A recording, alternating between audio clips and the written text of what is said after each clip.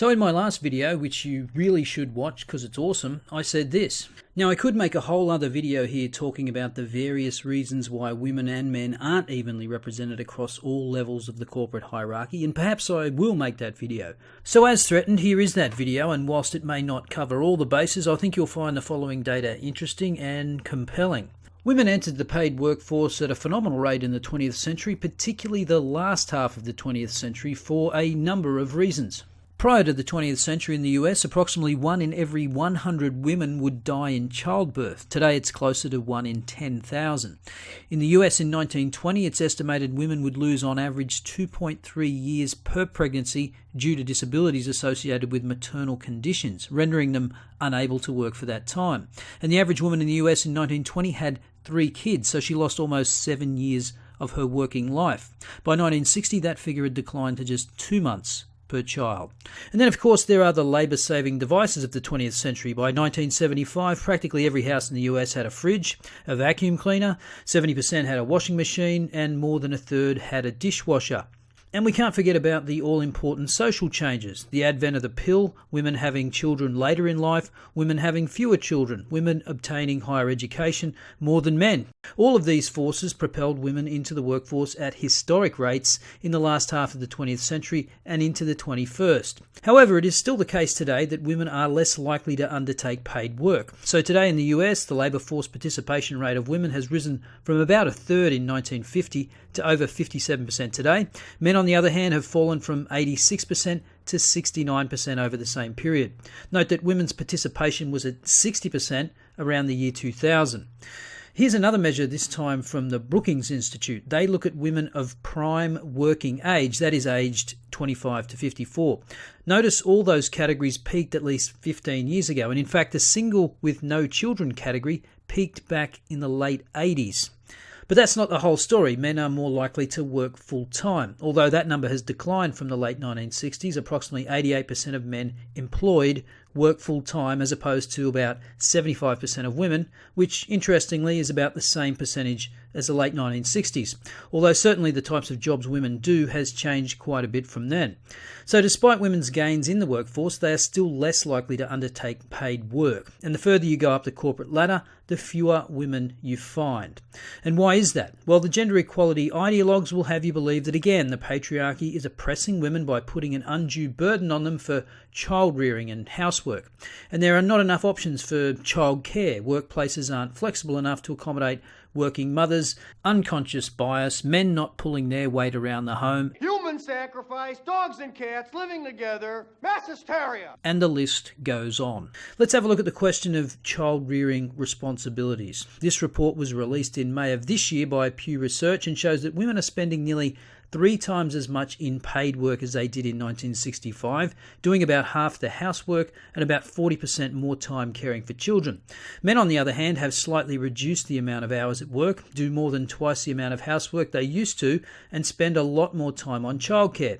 In terms of overall time spent on all duties, men on average have always done more work and continue to do so, from an hour and a half more in 1965 to 4 hours more in 2016. Another reason women may spend more time than average on child rearing is the fact that 1 in 4 mothers are single mothers, as opposed to just 7% of fathers. Now, women's greater role in childcare is often portrayed as unfair and a sign of gender inequality, because in the world of gender ideologues, biology means nothing, and women apparently form no special attachment to the living being growing inside them for 9 months. And the element of choice is also removed. Women couldn't possibly want to stay home with their children or only go back to work part-time now, could they? No, it's harmful gender stereotypes and greedy employers not being flexible enough. But is that true? Going back to the Brookings Institute report, they state that more than half of women of prime working age outside the labour force list caregiving as their reason for non-participation. Quote, while many of these women do not desire paid work, others would take employment if childcare was easier to obtain or if employment and childcare were easier to balance. Unfortunately, they don't give you the breakdown of those that would work and those that don't want to. Earlier this month, a survey came out in Ireland that showed more than 2/3 of women doing home duties do not want to return to a paid job. More than 2/3 of women who work in the home and have a third-level education do not want to return to a paid job, according to a survey. I assume a third-level education is the furry little leprechaun's way of saying a university or tertiary education. Solus, the Further Education and Training Authority, surveyed 218,000 women, so not a small survey, aged between 20 and 64, who were described as being on home duties, meaning they did not participate in the labour force. It found that regardless of their education level, the majority of women did not want to return to the labour force. However, some 16,000 women said they could be encouraged to do so if they had the right support, such as flexible working hours, childcare, apprenticeships, and further education. So just 7% of that 218,000 would work under more favourable conditions. Launching the report, Solar's Director of Communications, Nikki Gallagher, said childcare was not the sole reason why some women opted not to work. There's a common perception that women opt out of the workforce primarily because of childcare duties while their children are young. However, the research we're publishing today shows only 1/3 of those not currently working have children under the age of 5. In Australia, only 14% of women not working say the reason is because they are caring for children. Most say they are either retired or satisfied with not working. Now, what about women that are working part-time? In Australia, 30% of women that work but are not seeking more hours cite childcare as the reason. Now, this article comes from The Guardian and unsurprisingly concludes that the findings around barriers to work provide yet more evidence that childcare remains the big issue that holds women back from entering the workforce or working more hours. But the results also explain why it is an issue for women rather than men. It is not that women are less able to secure childcare than men or are somehow more likely to have children. It is that they either expect or wish to be the one who takes care of them. And that's the important distinction, isn't it? Are they expected to do it, or do they wish to look after kids? So let's summarise so far. Women are less engaged in the workforce, and of the women that are, more of them work part-time. Of the women who don't work, a tiny minority, about 10% averaging the experience in Australia and Ireland, said that they would if they could access cheaper childcare, flexible working hours, or some other reason. And again, in Australia, of the women working part-time, less than 1/3 wanting more hours cite childcare as a reason, and we don't know what proportion of those women willingly chose to put childcare before work. Add to that, women's participation in the labour force in the US peaked 2 decades ago, and we have more women choosing to become mothers than a decade ago. The percentage of women having given birth in their lifetime in the 40 to 44 age group was 86% in 2016 compared to 80% in 2006, according to the same Pew Research report mentioned earlier. Women with a PhD or professional degree were significantly less likely to have a child 25 years ago, but that has changed drastically since 1994. Now, none of these trends are written in stone, of course. Perhaps women's participation in the workforce will begin to climb again, and men's role in housework and childcare will continue to increase. But we can hardly expect women to achieve gender parity across occupations if there is less of them in the workforce and more of them don't want to be there or prefer to work part-time as opposed to men. Which brings me to the point about why women are noticeably scarce at the top of the corporate ladder. This report was commissioned by leanin.org and undertaken by McKinsey. Now, McKinsey, in my opinion, does great advocacy research, or in other words, if you have a conclusion in mind, you can pay McKinsey to find it for you. And so the Women in the Workplace report starts as follows. To achieve equality, companies must turn good intentions into concrete action. For the last 4 years, companies have reported that they are highly committed to gender diversity, but that commitment has not translated into meaningful progress. The proportion of women at every level in corporate America has hardly changed. Progress isn't just slow, it's stalled. Wow, it's almost like gender diversity is just a virtue signal for some companies. Based on 4 years of data from 462 companies employing almost 20 million people, including the 279 companies participating in this year's study, 2 things are clear. 1, women remain significantly underrepresented, particularly women of colour. 2, companies need to change the way they hire and promote entry and manager level employees to make real progress. So you can see where this is headed. Companies need to change the way they hire and promote employees means We must implement discriminatory hiring practices to achieve the utopian dream of equality of outcome.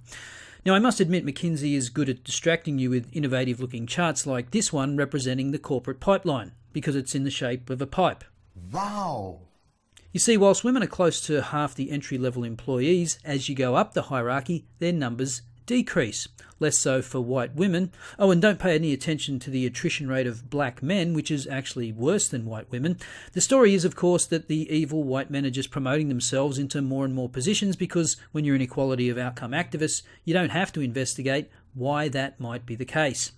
But McKinsey does try to explain it with some cherry-picked statistics like this one. Almost identical numbers of men and women report planning to stay in the workforce over the next 5 years, with only a tiny fraction of women saying they will leave to focus on family. But you may have noticed in your life that plans change, sometimes unexpectedly, like when you fall pregnant. And what kind of answers would we get if we asked them about their plans in 10 years' time? Remember, women are leaving it later in life to have children, and as we saw, more women at all levels of educational attainment are having them. Having children is the huge non-binary gender-fluid baby in the room. I know this is shocking, but women are the ones that have children. And as we've seen, a lot of them either don't want to come back to work at all or want to come back in a diminished capacity. Expressing that you want to stay in the workforce doesn't tell you in what capacity. Maybe you want to stay in the workforce, but you want to work more flexible hours, or a job where you can reliably clock off early to pick up the kids and have your weekends off, which is particularly important as this slightly maudlin New York Times article notes. Women did everything right, then work got greedy. Basically, the article explains why women are not represented equally at the top of the corporate hierarchy, despite the fact women are now more educated than ever. Now, whilst the article does have an air of female victimhood to it, it does have some very interesting and powerful findings. At the top of their fields, they represent just 5% of big company chief executives and a quarter of the top 10% of earners in the United States. There are many causes of the gap, like discrimination and a lack of family-friendly policies, but recently mounting evidence has led economists and sociologists to converge on a major driver, one that ostensibly has nothing to do with gender. Well, there's a surprise. The returns to working long, inflexible hours have greatly increased. This is particularly true in managerial jobs and what social scientists call the greedy professions like finance, law, and consulting, an unintentional side effect of the nation's embrace of a winner-take-all economy. It's so powerful, researchers say, that it has cancelled the effect of women's educational gains. Just as more women earned degrees, the jobs that require those degrees started paying disproportionately more to people with round-the-clock availability.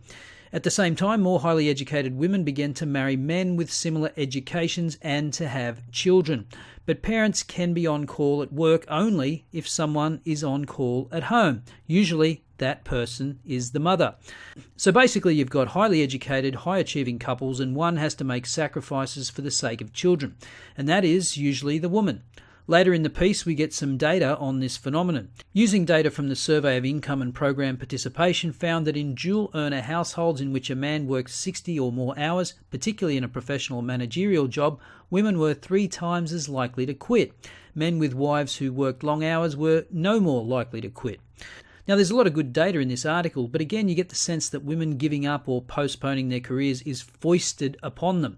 It's not a choice. Clearly, more women do that, but how many are opting to do it because they want to, and how many are being held at gunpoint by the patriarchy? There's no gender gap in the financial rewards for working extra long hours. For the most part, women who work extreme hours get paid as much as men do.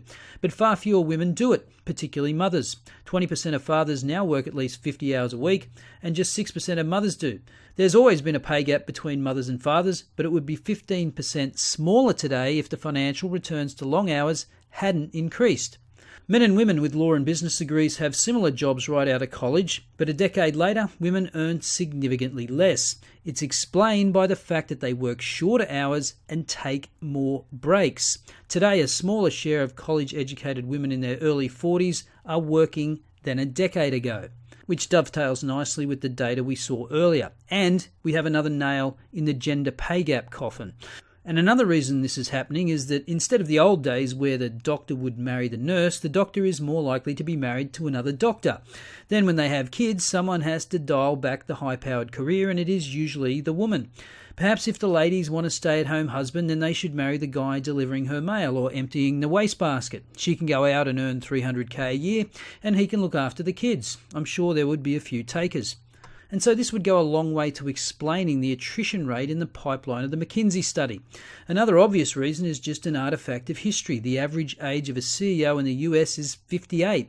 That means you've been working for 35 to 40 years, and the further you go back in time, the less qualified and experienced women you'll find. But it doesn't stop McKinsey doubling down on the victimhood narrative, coming up with statistics like these. The disparity in the promotion rate to manager is even worse for women of colour. Most notably, for every 100 men who are promoted to manager, just 60 black women are promoted. Now again, we've already seen why women are less likely to be promoted through the ranks, but why would it be worse for women of colour? Well, it may have something to do with the fact that 56% of black mothers are single mothers, far higher than any other group. Now, I suspect most single mothers are from lower socioeconomic backgrounds, but it still makes sense that a higher proportion of highly educated black women would be single mothers than their counterparts. The more interesting question this study brings up is what accounts for the attrition rate of black men. Remember, the Australian government released a study in 2017 to expose the unconscious bias of old white dudes, which led them to hire people that look like younger versions of themselves. Only reality didn't cooperate. It turns out old white dudes were more likely to hire women, and especially women of colour. So, of course, that study was quietly shelved, never to be talked about again, because it doesn't fit the narrative. Now, the New York Times article does offer some solutions, but none of them sound particularly appealing unless you're a Bernie Sanders or Crazy Eyes Cortez type. Certain changes would lighten parents' demands at home, like universal public preschool, longer school days, free after-school care, and shorter school breaks. But why are you even having kids if the solution is to make sure someone else is looking after them for more of the time? Now, if couples want to do this, I have no problem with it, but they should be the ones paying for it. Why should other people's taxes be used to fund your outsourcing of childcare so that you can have your cake and eat it too? But the ultimate solution, researchers say, is not to make it possible for mothers to work crazy hours too. It's to reorganise work so that nobody has to. The most effective way to do that, Ms. Golden's research has found, is for employers to give workers more predictable hours and flexibility on where and when work gets done. One way that happens is when it becomes easier for workers to substitute for one another. Now, this sounds more palatable than subsidising rich people's childcare, but still, why discourage people that love their work and want to work long hours? This is almost like a plea to men to stop that toxic masculine trait of being so competitive and cut back on their ambitions so the women can compete more easily. There's a point here made about jobs like obstetricians that used to be on call, but now it's more common for them to work 8-hour shifts in a hospital, and thus many more women do the job. No mention of whether that's more costly, but it is probably safer. But not every job can neatly fit into that category. A lawyer can't just sub in for another lawyer to pick up on a case that he or she doesn't have intimate knowledge of. Or maybe they can. Let me know in the comments, lawyers. To sum up again, none of these trends of work practices are set in stone. Things can change. The future might bring more house husbands, more high-powered women's careers. But can we dispense with the female oppression narratives? The more you dig, the more you find that the reasons why women work less on average and are less likely to be found at the higher levels of the corporate hierarchy have very little to do with any type of institutionalised sexism or bias against women. As usual, let me know your thoughts in the comments below. I'll see you next time.